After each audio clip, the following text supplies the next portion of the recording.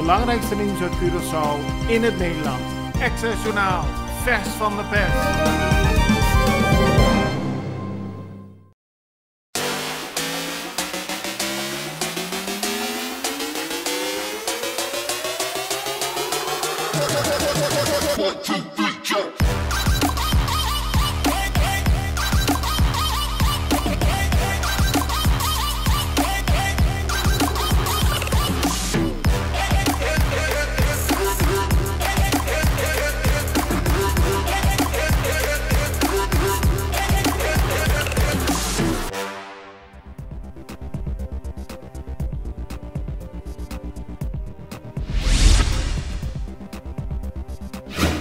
Een zeer vervelende situatie gisteren op de luchthaven van Curaçao. Er zou een humanitaire vlucht gaan met Venezolanen van Curaçao naar hun geboorteland. Maar op het laatste moment cancelde de Venezolaanse overheid die vlucht. En dat had tot gevolg dat er veel mensen op de luchthaven stonden die nergens naartoe konden. Gisteravond zocht Iteke Witteveen namens Human Rights Defense Curaçao een slaapplek voor 90 personen, waaronder een aantal kinderen. De mensen waren op het laatst ten einde raad omdat het lang duurde voordat ze uiteindelijk een plaats konden krijgen. Als gevolg van het toenemende aantal coronabesmettingen op Curaçao heeft de overheid gisteren de beslissing genomen dat er geen evenementen met meer dan 100 personen mogen worden georganiseerd op Curaçao. Dat betekent dat het uitgaansleven flink beperkter wordt. Ook is dansen niet meer toegestaan. Dat liet minister-president Kilmar Pik-Pisas weten in een overleg met vertegenwoordigers van de uitgaanswereld.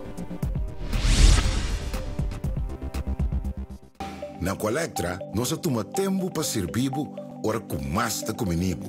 Llama no centro de cliente na telefone 0800 035 de jaluna para viernes voor die setor de mente te com setor de noite para turno serviço nan of patrão cita.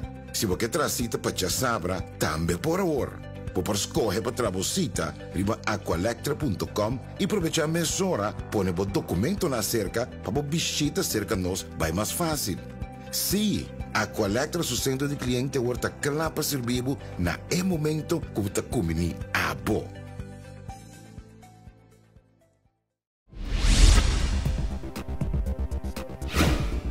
Voor wat betreft het aantal coronabesmettingen zijn er gisteren 95 gevallen op Curaçao bijgekomen. Het aantal actieve besmettingen is daarmee op 304 gekomen. In totaal liggen er 12 mensen met een coronabesmetting in het ziekenhuis. 5 daarvan liggen op de intensive care.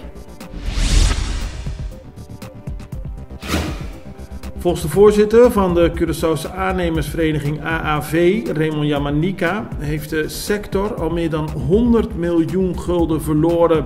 Dat is een gevolg van langdurige lockdowns en andere beperkende maatregelen van de economie op Curaçao. Volgens Yamanika zou een nieuwe lockdown helemaal funest zijn voor de aannemerssector. Hij hoopt dan ook dat het niet zover zou komen, aldus Yamanika vandaag in de Extra.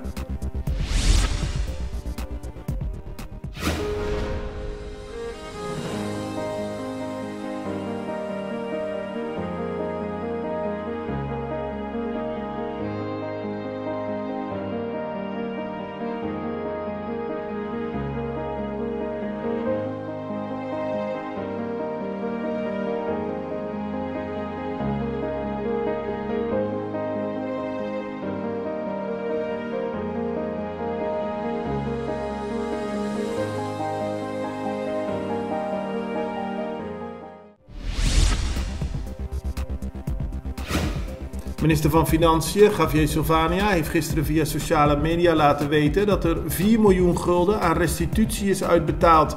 Vandaag zal er nog eens 9 miljoen aan belastingteruggave worden gegeven. Dat laat Silvania weten. Daarmee is het bedrag op 13 miljoen gekomen.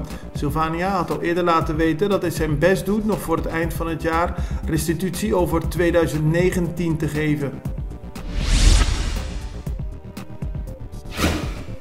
De lokale luchtvaartmaatschappij Jet Air Caribbean gaat vanaf nu vluchten uitvoeren tussen Curaçao en Medellín. En daarmee is het de 5e bestemming geworden van de luchtvaartmaatschappij.